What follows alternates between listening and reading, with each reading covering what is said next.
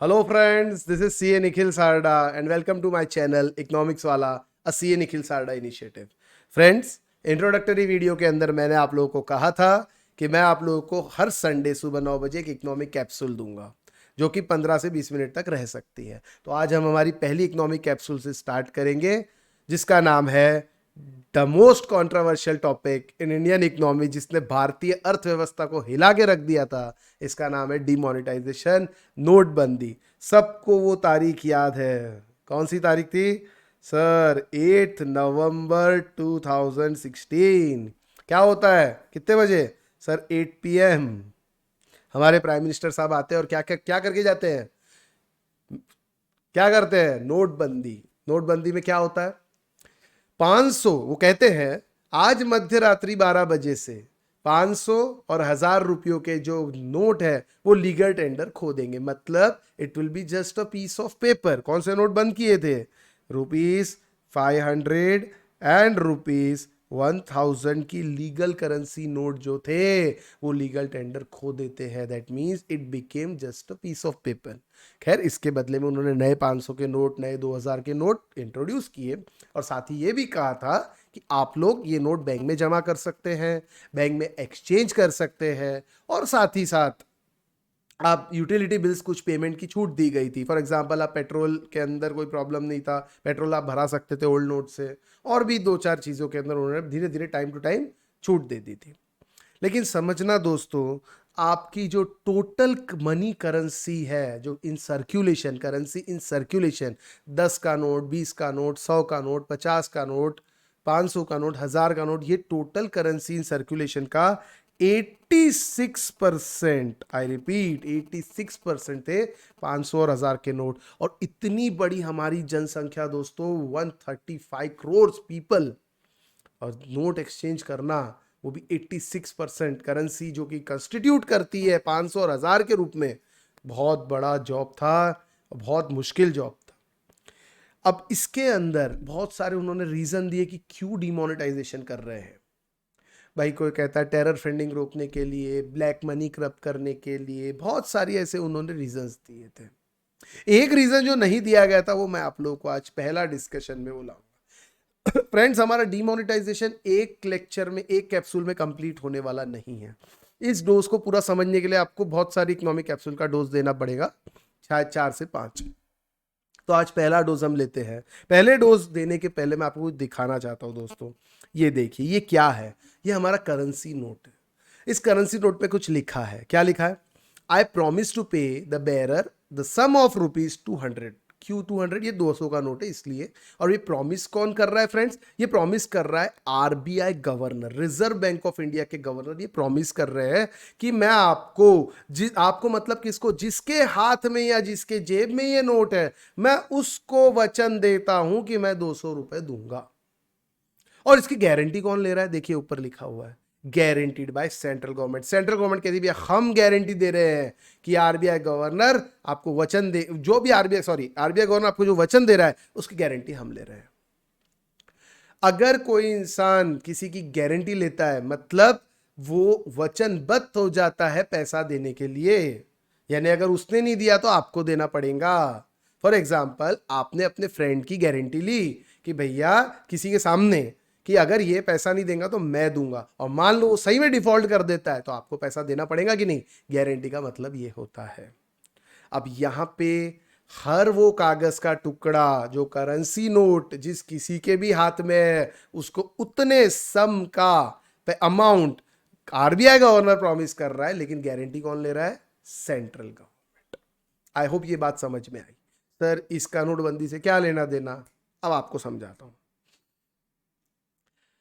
Government of India का ये सोचना था कि हमारे देश में ब्लैक मनी है, अराउंड 25 to 30% जो है वो ब्लैक मनी है। ठीक है, चलिए अच्छी बात है।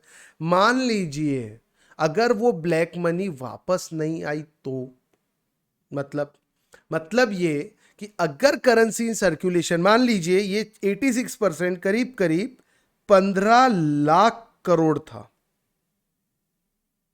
ये जो 86% था, इसका मतलब 500 और 1000 के जो नोट थे उसकी वैल्यूएशन 15 लाख करोड़ थी। और गवर्नमेंट ऑफ इंडिया ने सोचा था कि इसके अंदर से approximately 25 to 30% amount is black money. That means government ने क्या कहा था कि भैया आप बैंक में पैसा जमा कर सकते हो या आप अपना एक्सचेंज कर सकते हो। अब एक्सचेंज का अमाउंट इतना छोटा था दोस्तों, 2-4 हज़ार से ज़्यादा दे नहीं रहे थे, बराबर, और लंबी लाइन थी। चलिए, अगर आप बैंक में पैसा जमा करते हो अपना, बराबर है, अब बैंक में पैसा जमा करेंगे तो प्रूफ, जस्टिफिकेशन तो देना पड़ेगा ना इनकम टैक्स वालों को कि पैसा आया कहाँ से। भैया आपकी इनकम का सोर्स तो आपको बताना पड़ेगा कि नहीं बताना पड़ेगा? सर बिल्कुल बताना पड़ेगा। और अगर ये ब्लैक मनी है तो इनकम का सोर्स क्या बताएंगे? ये भी एक समस्या थी। तो गवर्नमेंट ने ऐसा सोचा, गवर्नमेंट ऑफिसर जिन्होंने डिमोनेटाइजेशन किया, उन्होंने ये सोचा कि जिसके पास ब्लैक मनी है ना, वो पैसा डालेगा ही नहीं। और भी बहुत सारे कारण थे कि फेक करेंसी चल रही थी, बहुत सारी चीजें थी, लेकिन मैं आज सिर्फ इसी पे डिस्कशन करूंगा।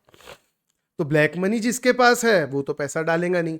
मतलब क्या हुआ, अगर मान लीजिए 30% सही में ब्लैक मनी है, तो इस 15 लाख का 30% यानी कि 4.5 लाख करोड़, ये 4.5 लाख करोड़ वापस नहीं आने वाले, ऐसा गवर्नमेंट ने सोचा। अब चीज समझना दोस्तों, अगर सचमुच 15 लाख करोड़ की जो हमारे करेंसी है वो 500 500 और 2000 और 1000 के नोट, ये 1000 के नोट के अंदर थी 15 लाख करोड़। अब इसमें से, यानी इसका मतलब ये होता है 500 और 1000 के नोट, इतने रुपए की लायबिलिटी सेंट्रल गवर्नमेंट की है। सेंट्रल गवर्नमेंट ने इतने पैसे देने की गारंटी ली है, किसको? जिसके हाथ में नोट है उसको, बराबर है।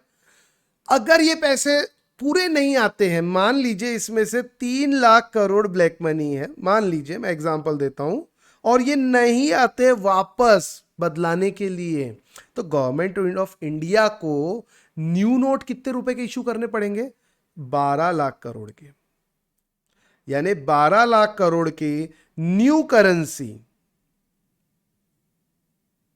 कितने डिनोमिनेशन में? 500 या 2000। नया नोट आया था ना 2000 का, 500 या 2000 के रूप में न्यू करेंसी कितने करोड़, कितने लाख करोड़ की देनी है? 12 लाख करोड़ की। ओ माय गॉड, यानी पुराने जो नोट थे उसमें गवर्नमेंट की लायबिलिटी थी 15 लाख करोड़, अब 3 लाख आएंगे ही नहीं, लोग पानी में डाल देंगे, नदी में डाल देंगे, जला देंगे, बोरा भर के फेंक देंगे, और एक समय के बाद 31 दिसंबर 2016 के बाद तो गवर्नमेंट एक्सचेंज भी नहीं करने वाली, ऐसा साफ साफ गवर्नमेंट ने कहा था, बराबर है। और लोग डर के मारे नहीं, क्योंकि इनकम टैक्स वाले पीछे पड़ जाएंगे, ऐसा गवर्नमेंट के जहन में था। मैं बार बार कह रहा हूं, ऐसा किसके दिमाग में था? गवर्नमेंट के दिमाग में था कि आएंगे नहीं तो हमको 15 लाख करोड़ देने से हम छूट जाएंगे, हमको अब 12 लाख करोड़ देने। यानी सीधा सीधा गवर्नमेंट की लायबिलिटी कितने से कम हो रही है? लायबिलिटी 3 लाख करोड़ से कम हो रही। यानी अगर मैं सिंपल भाषा में कहूं दोस्तों, तो सीधा सीधा 3 लाख करोड़ का फायदा। आप समझिए, 15 लाख करोड़ की करेंसी चल रही थी, उतनी गारंटी थी, देना है पैसे, और अचानक ये लायबिलिटी कम हो जाती है और गारंटी का अमाउंट 12 लाख करोड़ हो जाता है, तो दोस्तों 3 लाख करोड़ का फायदा होगा कि नहीं होगा?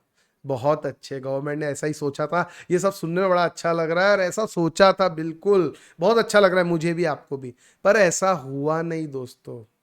क्यों नहीं हुआ? आपको अगर एक चित्र में दिखाऊं तो ये देखिए, ये आरबीआई की रिपोर्ट है, मेरी रिपोर्ट नहीं है। जो करेंसी बैन की गई थी 500 और 1000 के नोट, दोस्तों वापस आ गए।